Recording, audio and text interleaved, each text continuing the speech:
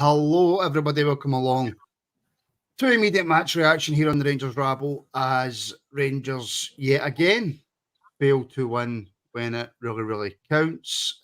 We drew with a very poor team. That's now 4 points they've taken off us, only 4 points they've taken in the group. We've missed the chance to secure Europa League football after Christmas. We can still get it, but we've missed the chance tonight to secure it after a really dreadful home performance. We'll take a look at the players, we'll take a look at the manager, we'll discuss the game, we'll get your points as well, and we'll have a wee deep dive into it and see if me, Mark and Connor can come up with the solution to some of these bottle jobs. We shall see. But like I say, I'm joined by Mark and Connor. I think Stu is on his way. So firstly, as I've not spoke to him for ages, Mark, how are you? I'm not bad at all, mate. How's yourself? It's been a wee while. I was all right 95 minutes ago. So I would say I've been better. I've been better. I don't know where my head's at the now with this Rangers team. I put in the chat, I think it was at about 70 minutes, saying I wish I was younger. I wish I wasn't brought up in the 90s, 9 in a row, seeing us winning all the leagues. Albeit we were dreadful in Europe in the 90s, but we were still winning stuff. And I think I'm Scunner, Connor. I think Scunner's probably the right word. I would say so. I think we're all feeling that way. And even obviously, I know you're referencing the 90s. I grew up through the 2000s and we were a damn sight better than that in the 2000s as well. You know, we won a few league titles. And of course, we did in 2006 get the Champions League last 16 and the 2008 UEFA Cup final. So I've seen some great moments as well back then. And that makes it harder to swallow because I've seen great Rangers teams in the past, as we all have, and I've seen them stand up when it counts the most, and seen a team that just now just doesn't seem to have the mentality about them is so frustrating. And I think scunnered is probably the perfect word to sum it up. Certainly, it's the PG word that you could use anyway. Yeah, 100% the PG word. Excuse me. Now, Mark, there's going to be, and look, as I always repeat myself, right? We'll go through some of the individual performances, we'll go through the game, but the immediate reaction, there's going to be a lot of anger, maybe a lot of misplaced anger, and maybe a slight bit of overreaction. We might, you never know, we might see that as well. How are you feeling after that, after what you watched, and not going into specifics because we'll go into specifics in a minute, but after watching the players' performance, after watching the decisions that the manager made, just that all-round package the night at full time, what's going through your head? Same circus, different clowns. I think it's probably my catchphrase of the night. Just poor from start to finish. One of the my overall thought is that's my thought for the weekend was that's a honeymoon over.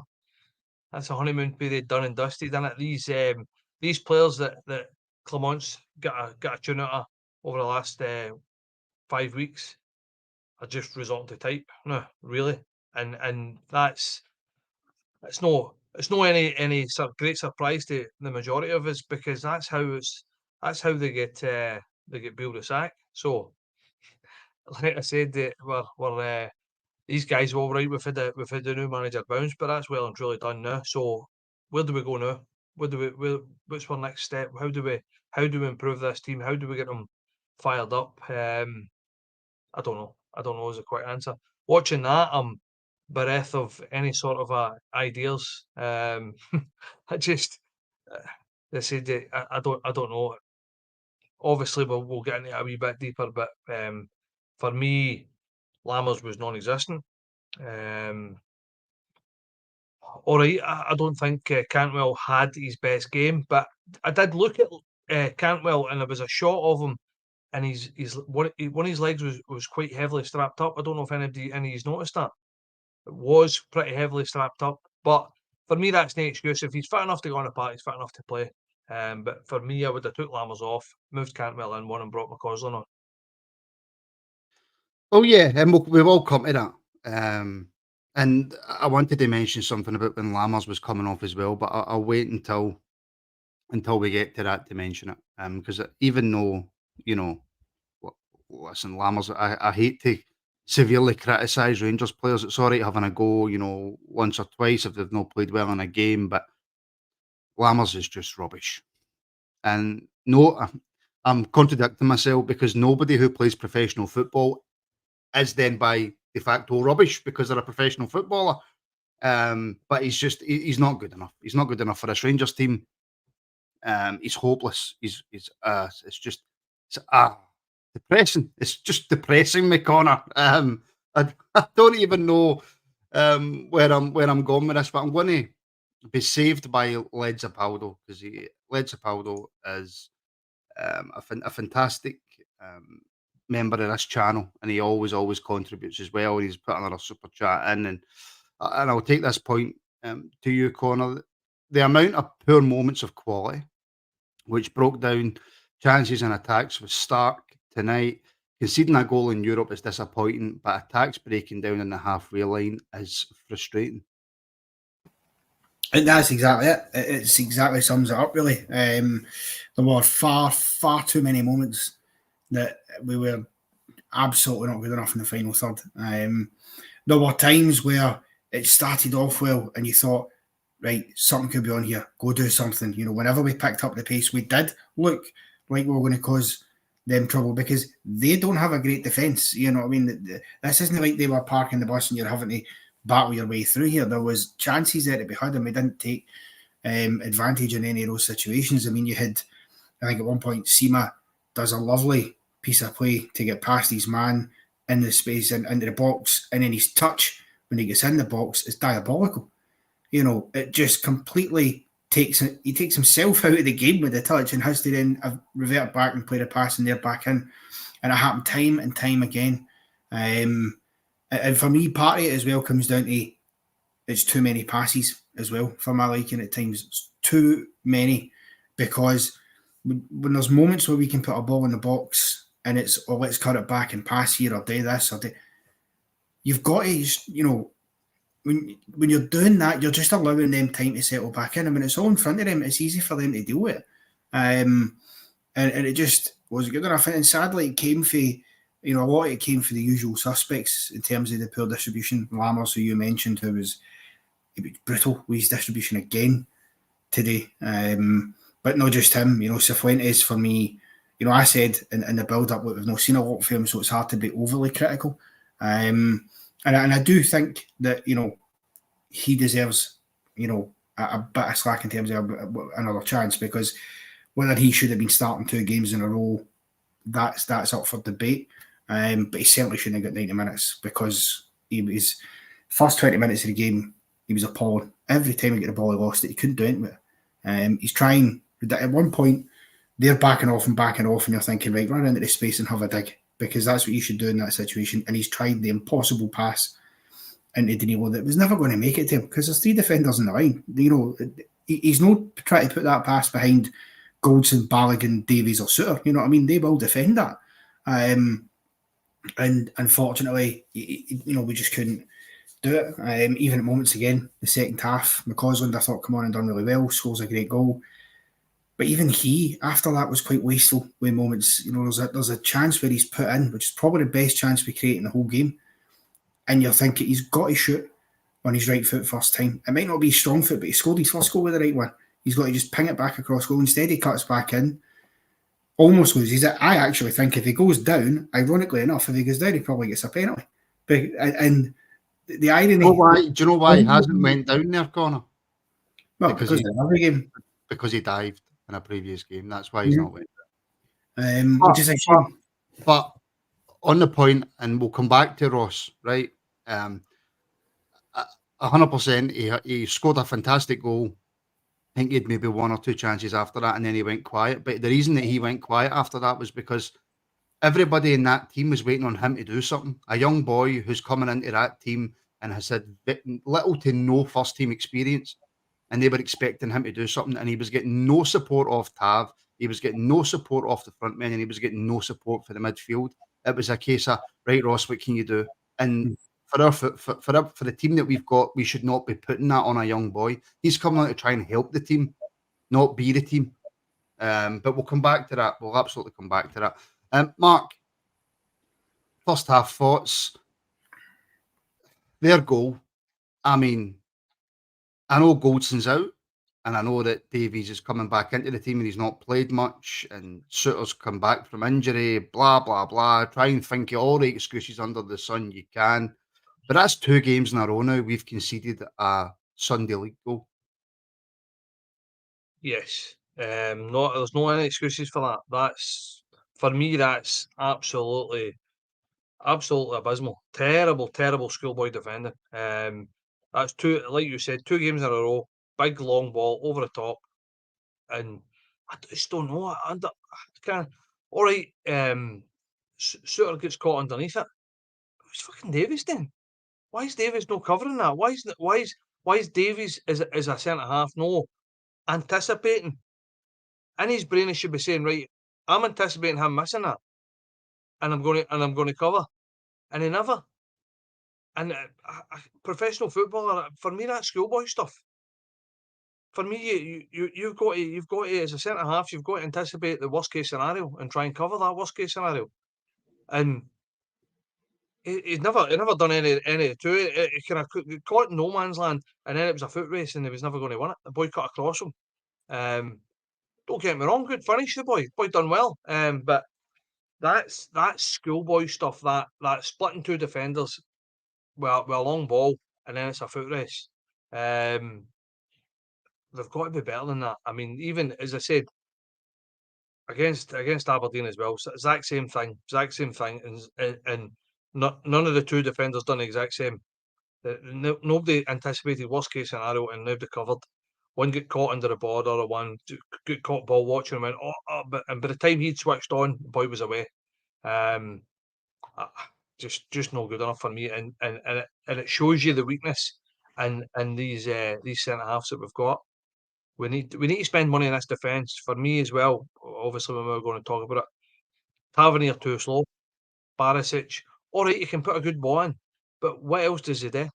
What else does he bring to this team? Nothing. Absolutely nothing. He's good at crossing the ball, that's it. As I said, frustrating. It could be here all day talking about it, but this defence needs serious surgery.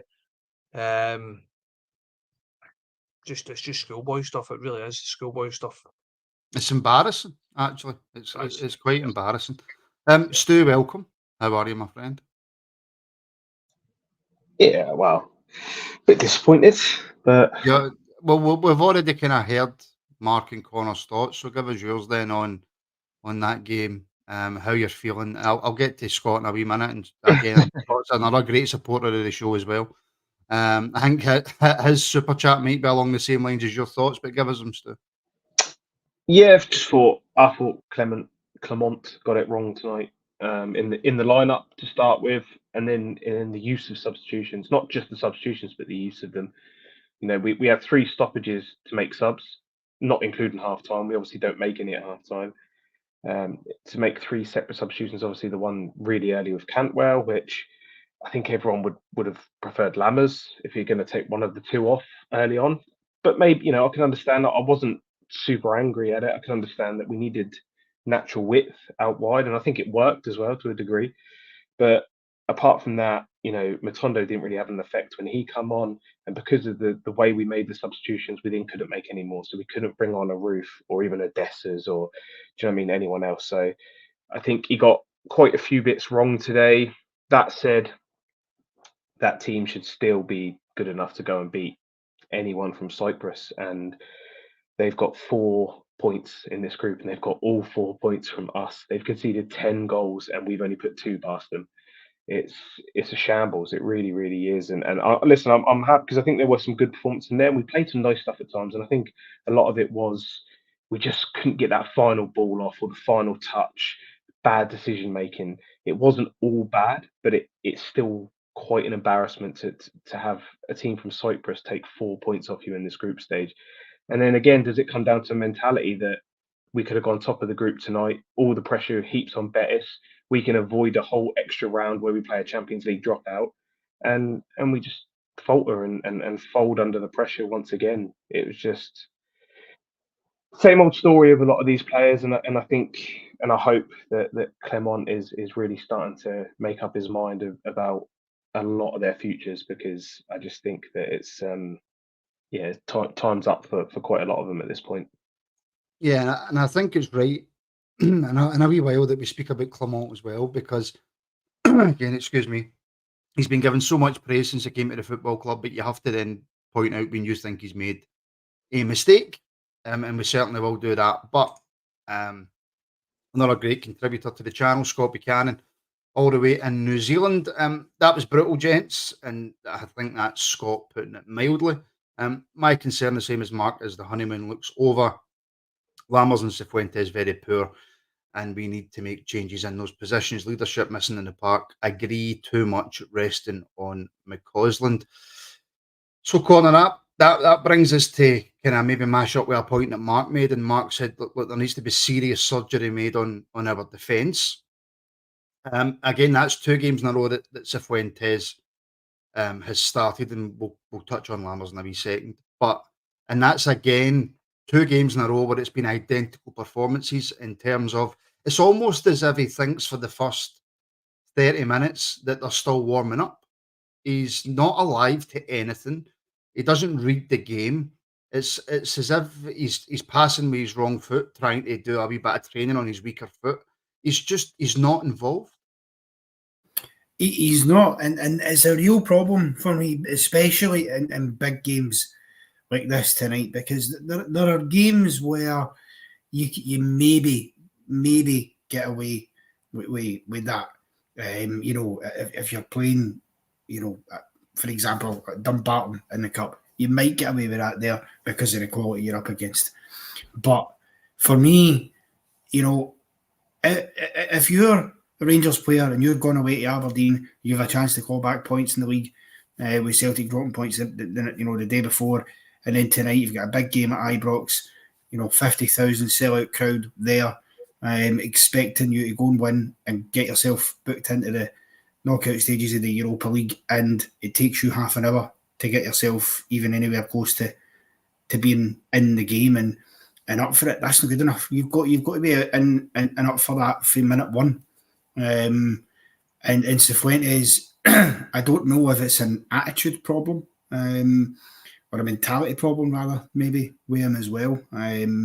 Because there's times when you see Cifuentes do things when he's got the ball and you think there is something in there. There is a wee glimmer of quality somewhere in there.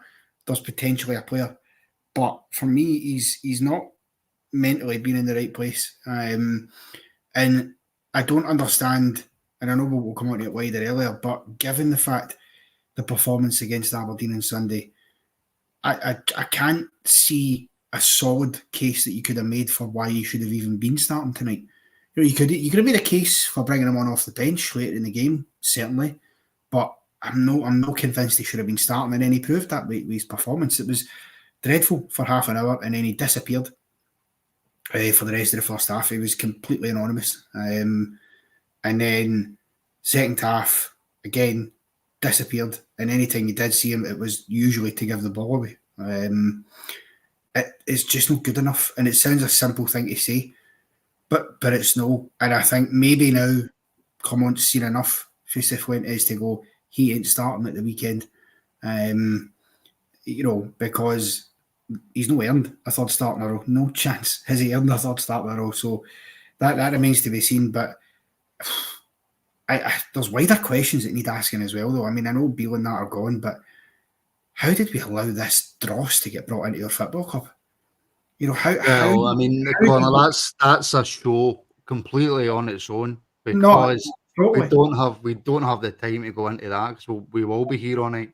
No, I totally agree. I just think it's a real problem that you have to rebuild, and that's why I think, Clement must watch that tonight and go, what am I watching? To have to make a sub after half an hour, because it's been so poor it's not great, is it? I mean, but you know, Cifuentes, he was one of a number of players who didn't play well tonight, but he was one of the big culprits for it. You know, even other bits as well. Towards the end, he's getting into a position where he's actually tracked back well and he's blocked the player. You know, late in the game, Aris are gone forward, trying to get a winner themselves. He kind of blocks the player and then he just slips and falls to the ground, and you're going, for fuck. I mean, and then he's handed the impetus there back in again, and you're thinking, come on, this is just, you know, schoolboy stuff here, and we're sitting watching fucking Bambi on ice, trying to play for this, you know. I would rather have watched Bambi on ice, if I'm being brutally honest with you, than watch that 95 minutes.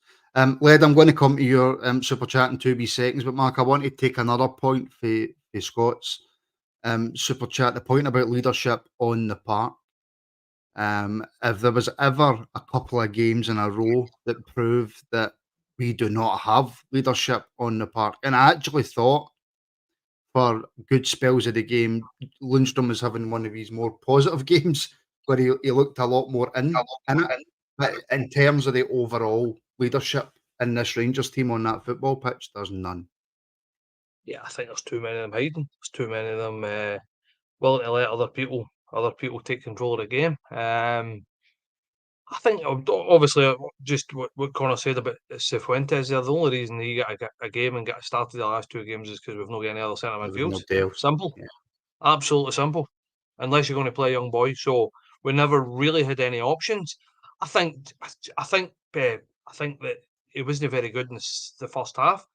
I thought he was all right in the second half. I don't think I wouldn't lambast him as much as some people are lambasting him. I don't think it was great by any stretch of imagination. I think he's struggling with the pace of the game. I think that the game in America is a slightly slower pace, and I think he's had a wee bit of culture shock, especially in Europe.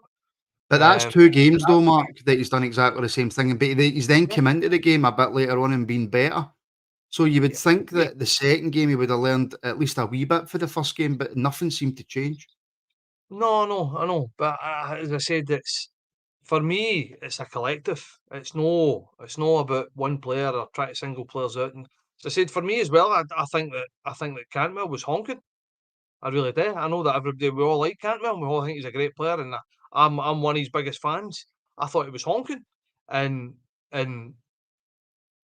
actually Lammers was non-existent, but at least he wasn't honking. I think that the only reason Lammers, but I mean, he never touched the ball. In the first half, he never touched the ball, Lammers, to be honking. So I don't know. As I said, for me, it's a collective rather than trying to single out players. I think back to your original point, leadership. There's not enough leadership in the park. Too many of them hiding. Too many of them going like, it's not going well here. Not one player in that park looked to take the ball with the scruff of the neck, demand the ball, and trying to make things happen. Nobody in there shouting and bawling at people and trying to organise people and try to G people up.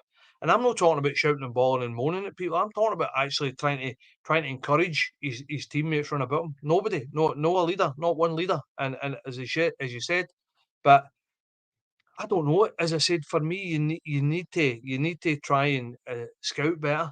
I think you need to bring players in first and foremost that are going to be leaders in the park and going to be winners.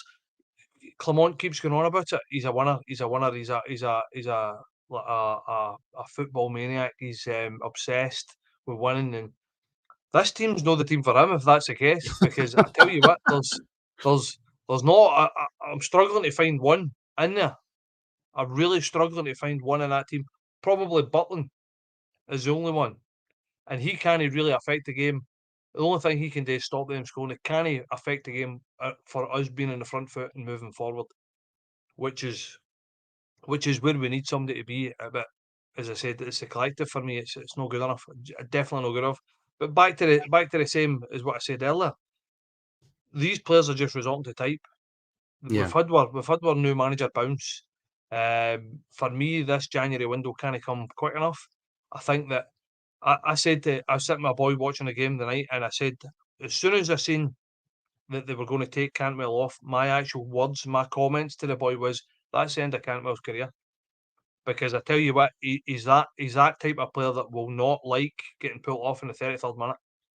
I wouldn't like getting pulled off in the 33rd minute, but that's properly wounded him, and that's twice he's done it in the last couple of games. So for me, I don't know what's happening with Cantwell, whether it's an attitude, whether it's it doesn't get on, whether it's a personality clash or whatever it is. He's not performed this whole season. So he's contributed to helping getting Beale the sack. And obviously they're asking him to play a certain position in a certain role and he doesn't want to do it. Simple. And that's why he keeps getting the big hook, because he should be by far our best player. And he's no. He's not been all season. He's not And he been. looks coffee. Yeah, no, listen, sorry to butt in, Mark. I agree with that, right? But at the same time, he's been asked to play in a position that he's not the best in, whilst the guy who's playing in his position and been given every opportunity under the sun can't kick his own 100% get it. arse. So if I was 100% Cantwell, get it. I would be extremely frustrated and annoyed. But like you say, we don't know what's going on in the background. It could be nothing. It could be the next game he could be starting at 10 and go on and score a hat trick, and then football changes so quickly. So I don't know exactly what's going on in the background, and we'll come on to that substitution in a second, Stu. But Legipald was putting another super chat, and his question, Stu, is what's the bigger issue?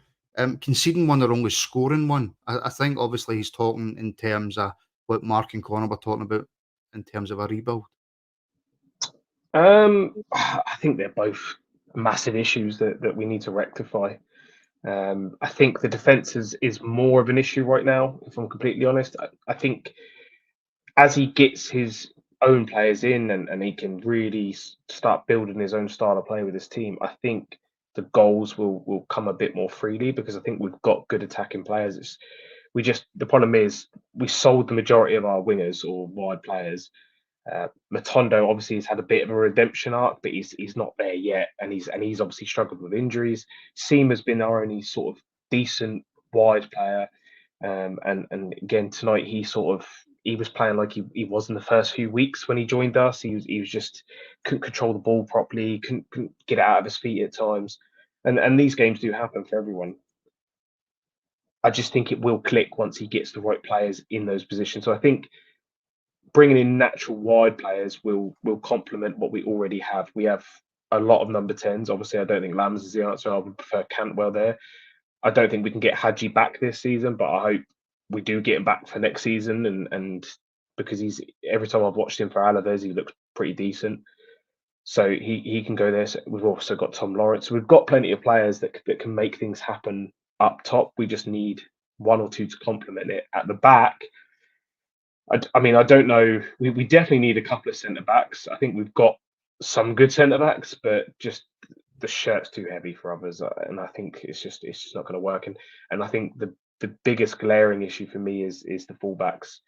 We're just getting killed every single game from Tav. I don't know if this is a tactical thing with Clement, but Tav doesn't seem to get as far forward under Clement, which is really strange because we don't really play with any natural width on the right, and Tav doesn't get forward. So I could understand the substitution. It wouldn't have been Cantwell for me, but I could understand the substitution of bringing McCausland on, who probably should have started. See, just on that point, Stu, sorry, because if I don't ask this now, it'll go out my head. You're talking about Tav there not really getting forward, and for me, he seems to be in more of a kind of volante role, to use a football manager term.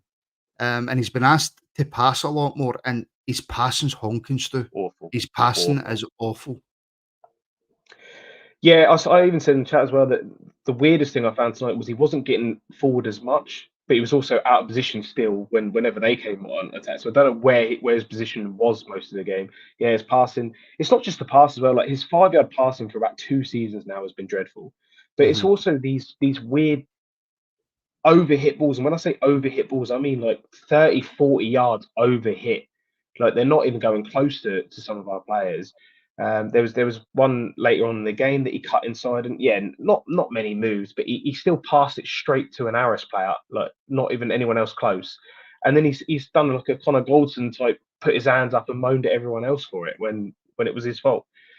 I just think that they've served us really well, and both Borna and Tav have given us some excellent times and excellent performances. but we need to start looking at replacing him. And if Yilmaz isn't the answer, then we've got to look at something else on the left-hand side, because I just don't think either of them have the energy, and they've obviously lost a yard each, maybe Tav 2. Yeah, I can see Aaron saying that Tav wasn't there. No, I'm not saying he never got forward. I'm saying he doesn't get forward as much as he used, and certainly not out wide. Like, I'm so used to seeing Tav put balls in the box, and I feel like I'm not seeing it much anymore. Which is just, it feels strange for someone with a great delivery like Tav, and if we're not using his assets, then what is the point of having him in the team?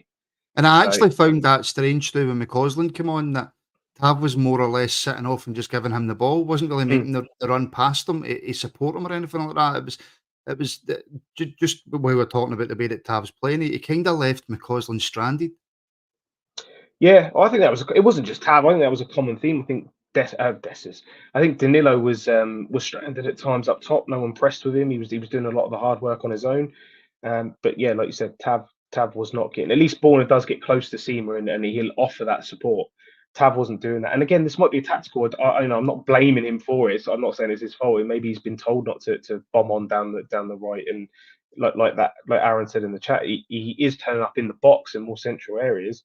Maybe we're playing him sort of an inside fullback role. I don't know, but it's just, for me, it's not work. There's just too much that's not working right now, and whether we're not going to be able to fix it all in January, but we need to start putting the foundations in place to take us forward as a football team, and you know, whether he can start implementing a style with the current players, I'm not so sure, but we need to start preparing for the new generation of fullbacks and centre backs and wherever else we need replacing players, because it's, you know, a lot of it is I'll probably blame the board more than Michael Beale, because the board have given him carte blanche to go and sign players without a director of football and do whatever he wants. But it was obviously a disaster of a transfer window, bar Jack Butland and Seema maybe. So I feel like back to square one at times. I don't think, and I think people need to prepare themselves for January. I don't think there's going to be as much squad movement as what folk think there is. I mean, there may be. I don't have any inside information, but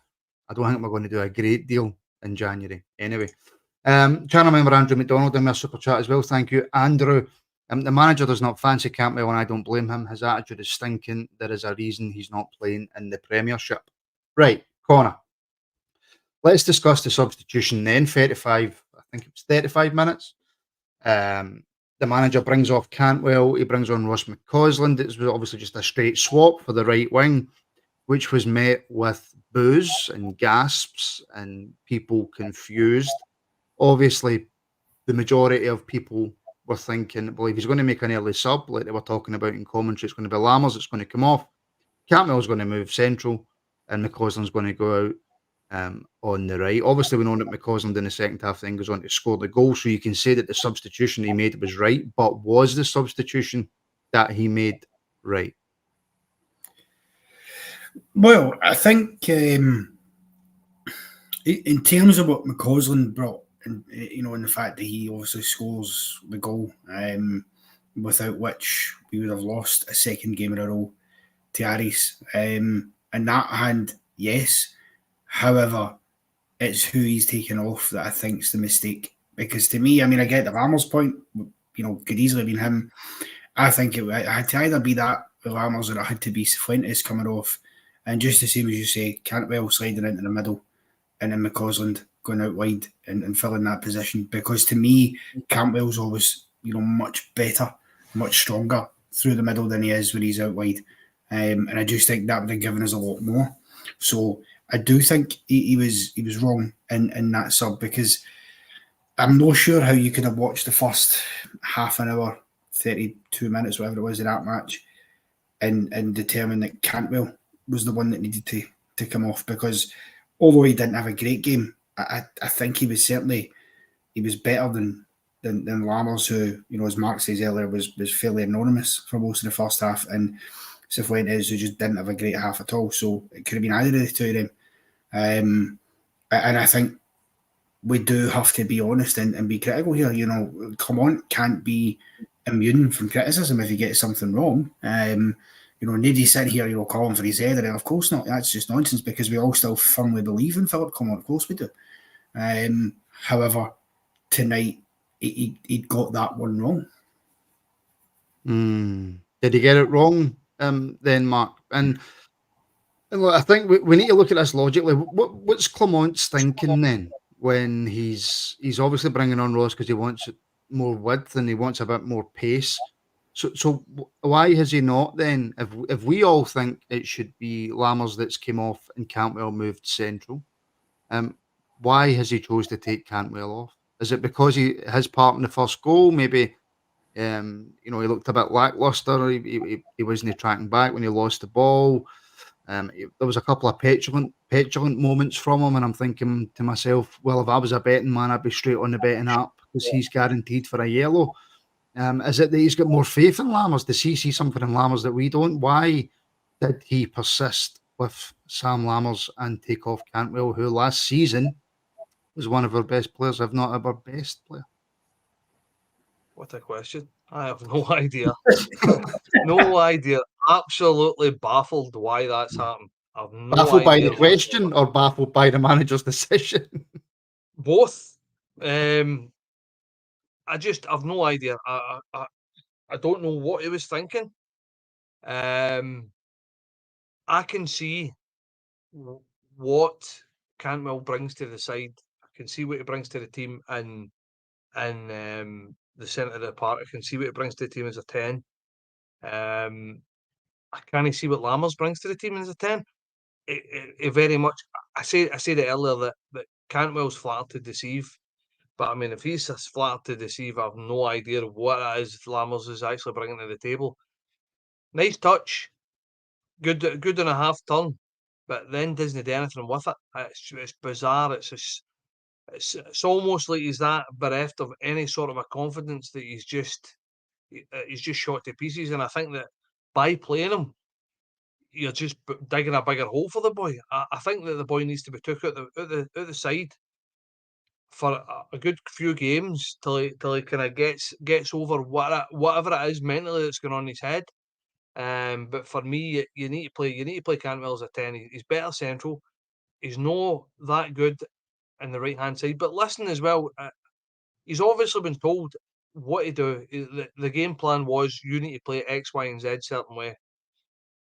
And I think Cantwell, being very much an off the cuff type of player, which we all know, he's probably just been playing Cantwell's game rather than playing Clement's game. No, there's only going to be one winner there. It's as simple as that. So, hence the reason why. Different story if he's playing Cantwell's game and doing well at playing Cantwell's game. Then all right, he's got grounds to say, well, do you know what? I was doing well. But when he's playing Cantwell's game and no Clement's game and no doing Cantwell's game very well, then the big hook is what's happened. And obviously he's pissed Clement off and went like, right off. And like I said earlier, massive slap in the face. 33 minutes, 35 minutes. Professional footballer, especially somebody with the ego of Cantwell. And that's half time, the last game as well. I don't think there's any way back there. I really don't, which is something that really, really, really bothers me. Because when you start making decisions like that and start basically pissing off what I consider to be our best player, then I think we're in trouble. I don't know whether it's that whole lay down the law early, make an example of somebody early. I really don't know. But by all accounts, that's no Clement style. But that's what it looks like to me. As I said, for me, Lammers would have come off. He would have slipped into the 10. For some reason under Clement, I think he's played as a 10 once for Clement. I can't remember any other time he's played as a 10. And I kind of tried to kid myself on that he was playing as the right-sided midfielder because it was more necessity than anything. But I don't know. I really don't know. I think it's probably he's not following instructions properly, and this is what's happened. Big hook. Different if he was performing, but that's not been the case. But back to your original question, I don't know what he was thinking. It seemed as if he was trying to make a point, but for me, if your team's not playing well, you don't take off one of your better players unless he's having an absolute stinker. It doesn't help as well, Stu, that every week the fans are just getting more and more pissed off with Lammers. And then when you've got a player like Cantwell who can be a game changer, even if he's one of these players, even if he's not playing well, he could pop up with a moment of brilliance, a great pass, a nice run, a good goal. He can do something. Lammers, it would seem, in 1 or 2 games, he had that fantastic strike, but he's never really done it apart from 1 or 2 games. But on the other side of the coin, does it show that the manager's got something about him, regardless of what we think of the individual that he took off or the individuals that he left on the park? Is that the manager maybe saying to the supporters, "Look, I can see this isn't working and I'm trying to do something"? Yeah, I prefer a manager that's willing to do that, to be honest. How many times have we said that in the past, and we still wait to the 65th minute mark before we make any subs, regardless of the situation. So in that aspect, I can understand. I think we're all baffled, to be honest, why it wasn't Lammers. I think he's just said in the presser something like, we know Cantwell's a 10, but we don't have the players for him to be able to play there. But it doesn't really make sense when you bring him off from wide player, but you leave Lammers in that 10 role. You could have easily just moved Cantwell there. I think Lammers, and we said it last time, he has this weird ability to do something fantastic immediately followed by 10 horrendous moments. And it's so weird. And I keep saying there's a player in there. I just don't think it's ever going to be a player for Rangers. If I'm completely honest, I think it's already done for him. The writing's already on the wall. For Clement taking him off, I actually thought Cantwell handled the substitution quite well, and I know that seems weird because you could see he was angry. I want the player to be angry that he's being, but he still shook McCausland's hand. He still sort of shook Clement's hand. Yeah, he obviously threw something on the shoulder buds. There was a wee shoulder budge, and then he said that. But I don't mind him being angry. He didn't ignore anyone or anything like that. I thought he handled that quite well, and I think he's the type of player that can actually come back from that. I think he's the type of player that will use that as fuel. But we'll see, I guess, in the coming weeks. Not based on the evidence of Norwich, Stu. No, but I mean, I don't know. I think we're judging it a bit too quickly because we generally don't know too much just now, right? So I think Cantwell wouldn't have started it. Everyone that keeps saying he doesn't like him, he just wouldn't have started him. Full stop. McCausland's done more than enough to earn that start out there. So the fact that he still trusted Cantwell.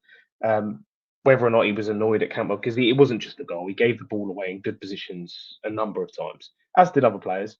So I won't know. I'm not going to jump in 2-footed just now until we see. Just do it. Just go for it. Until we see the next few weeks, I think Cantwell will come back stronger from this, and I think he'll be a big player from us. Still following this, it's just. I think the thing with Rangers is we haven't had real hope in a long time as a fan base, and we allowed ourselves to believe when Gio come in, and obviously we had that fantastic European run, and then it just quickly turned. I don't think a lot of people wanted Bill in, but obviously he got our full support, and we were quite excited by the transfer window when you see in the leagues we were signing players from, and obviously little YouTube reels or whatever, and it looked like we're building a good team. That again, we just had our fingers burnt too many times, and I can see why the fans get a little bit apprehensive and a bit worried when it goes wrong. It's a new manager, and we're already sort of jumping on him a little bit. I completely understand, because it's like he's almost allowed that hope to build up again for his first few weeks, and then we've had 2 stinkers in a row. It's early days, and I'm trying not to. I've not let my hope build that high just yet, but I do still think he's a very good manager, and I think he's going to make mistakes. I said from the start, he'll make mistakes. There'll be bumps in the road. It's just about how he follows it up, and I do think we'll make 2 transfers maybe in January. I think a lot of it's going to depend on who we get rid of, who goes out the door, because the squad's probably too big again. We're back there, but it's. Yeah, I've got the highest wage bill in the league as well, which absolutely. I don't think we will now, like as of right now. I think last season we did, but don't forget Celtic obviously renewed a lot of contracts in the summer and would have bumped a lot of those guys up onto big wages. Not that it matters. We are still probably paying players too much money for the output we are getting for them. That's the problem. let's hear what the manager had to say then, and because I've actually just realised that we're 45 minutes into this. I've got no idea how we're already on 45 minutes, and we haven't even really discussed Ross's goal yet. So, let's hear from the manager. Don't worry, folks; it's only about 2 minutes long. So let's hear what Philip Clement had to say to Rangers TV after the draw tonight. Philippe, a 1-1 draw against Aris here tonight. What was your thoughts on the game overall? That it's a game that we had to win if you see the possession and how many times we come in their box, but we were not precise enough this evening to be decisive in the last 30 meters of the pitch. You get also a goal against that I don't like to see, so that was too easy. So in that way, we could have had more than this 1 point. We were the better team overall during this night, but you need to be more effective than in the last final third.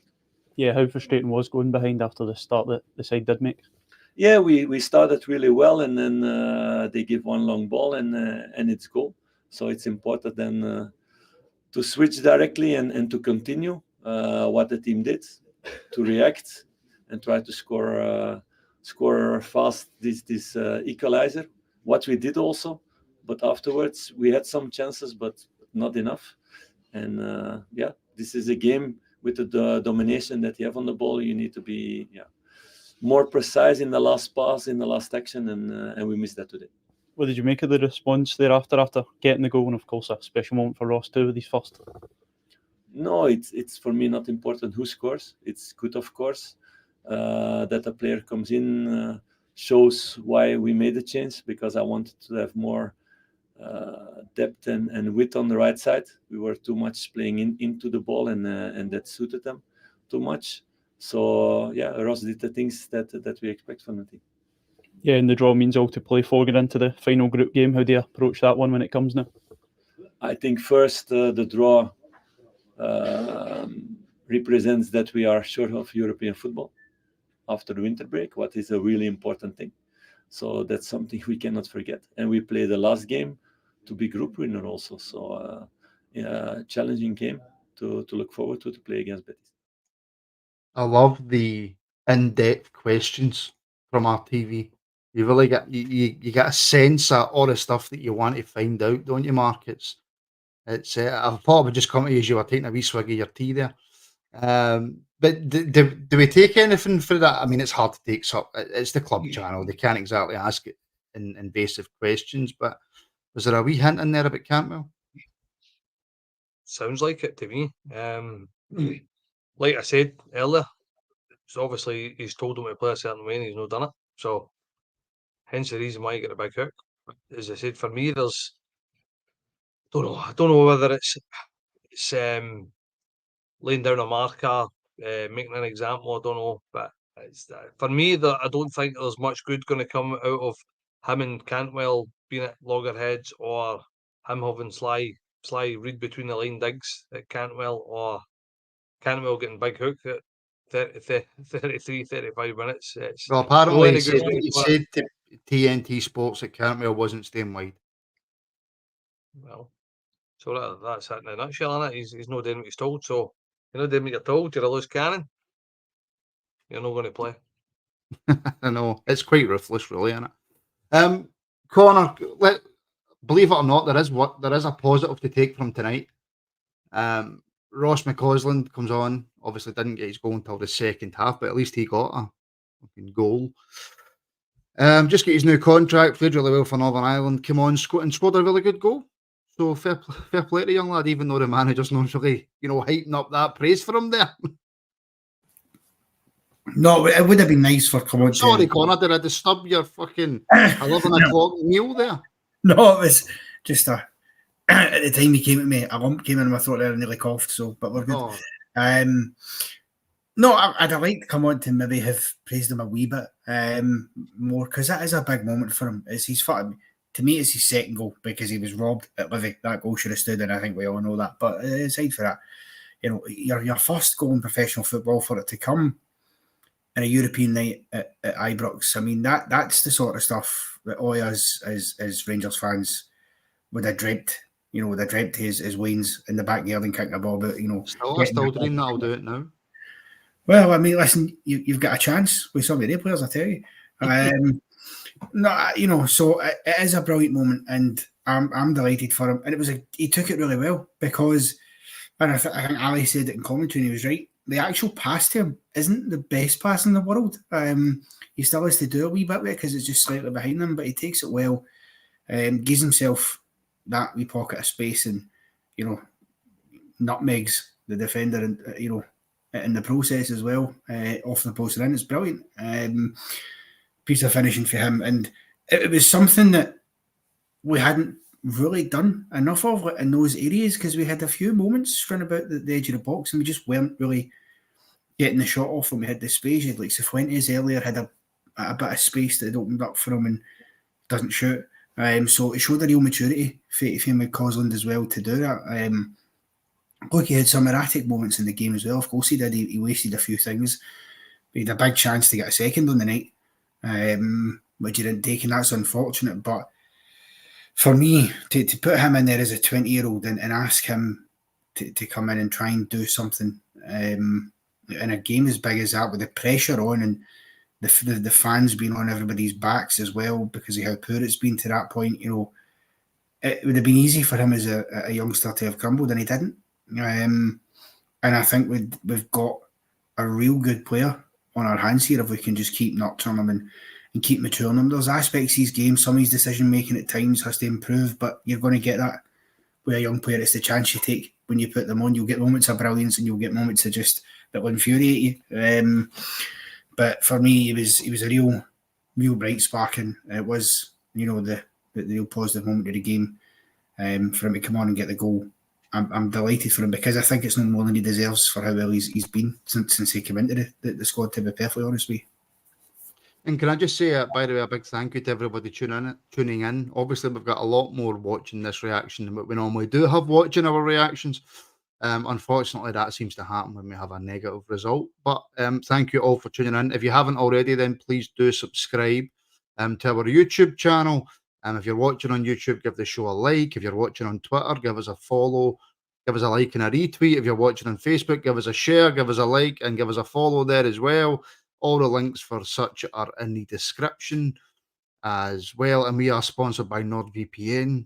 Yes, they sponsor Rangers Football Club. They also sponsor the Rangers Rabble, and the link for that is in the description, where you can get up to 63% off of a 2-year subscription. Other deals are also available. And if you use the link, you help to support the channel as well. Stu, Connor mentioned there about, you know, Ross came on and Ross took his chance and he was creating some other chances. Danilo tonight had one or two. He had one excellent chance where he tries to take a touch and then finish when it's a chipped ball over. What did you make of Danilo tonight? And are you surprised that, you know, we had Roof on the bench and he didn't even see 10, 15 minutes to try and help out Danilo, who seemed very, very isolated at times? Yeah, Danilo was a weird one because I actually thought he was one of the only ones that could maybe have pass marks in the first half just for the work rate. He was closing everything. Amount of times that keeper would get the ball and he would just hound him. He was a pest for the defenders, and yeah, I just thought he was the only one that. Mate, actually, that's a lie. Lundstrom as well. To be fair, Lundstrom. I thought, you know, I made a comment on Lundstrom recently. I got absolute pelters for it. I still don't think long term he's going to be our answer, but tonight I thought he was very good. And even when it didn't come off for him, he didn't just do that stop and put your hands up like a lot of our players do. He got back in and he worked his absolute socks off tonight. I was really. I actually thought Lundstrom was probably our man of the match. But Danilo's second half, he just dipped off. We've seen him be pretty clinical since he's been here, and tonight obviously was the opposite of that. He just wasn't. But it's the same for most players in the final third. It was either that final touch, the final ball. It just was not happening in that area. And McCausland scored an excellent goal, but it started happening to him as well. I think he has, and that's just probably inexperience, but he has sort of 3 moments in one where he should shoot, he cuts, he should go down, he should pass, and it's like all 3 and he doesn't do any of them, and in the end they get the ball clear. So yeah, I just think it was a night of, we didn't play particularly well, but it was just a night of where the final third was really our undoing. We just could not link that final ball, play the final pass, get the final shot off. And it was just costing us again and again. I think in terms of a substitution, again, that's what I thought Clement got wrong the most tonight was the 3 separate substitutions. Obviously, you can make a 4th, but that's half time. That's really annoying you, Stu, isn't it? It is, because I think when you look at the bench was pretty strong tonight for the players we haven't got registered. Obviously Ridvan's not there, so we can't play a different left back. But we had options on the bench. Listen, Lawrence wasn't going to start because of the injury issues. He's building up to that, so I can understand why he was on the bench. I'm glad obviously he got on. He got more minutes, but yeah, Roof was someone I thought was a guarantee to at least get 5-10 minutes in this game, and maybe he's still not ready, but then he shouldn't be on the bench if he's not ready. And to make 3 separate substitutions and then you're sort of hamstrung because you can't make any more, and then you're stuck because you can't change the game in any way, shape, or form. Was a bit frustrating. It was just a frustrating night overall. Small positives, but just a lot of negatives, I guess. But in terms of Cantwell as well, what you just mentioned there, if he's saying that he's brought him off because he wasn't listening to instruction, I've actually got no problem with that. I think it would have been better to keep him on instead of Lammers. But if the manager's put you in a position, even if it's not your strongest position, and he's given you instructions and you're just not following those instructions, then you're going to get hooked. Maybe harsh to be hooking him at 35 minutes, but like we said before, McCausland has probably done enough to earn a start regardless. So maybe that's where he got the team selection wrong. Should have been McCausland from the start on the right and Cantwell in behind in the 10 role. That's on Clement. But do you know something? I think he's probably thinking, if I don't start Cantwell when I start Lammers, because he'll know the fan reaction and I'll get more pelters than if I start Cantwell and he's not doing what I tell him and I bring him off.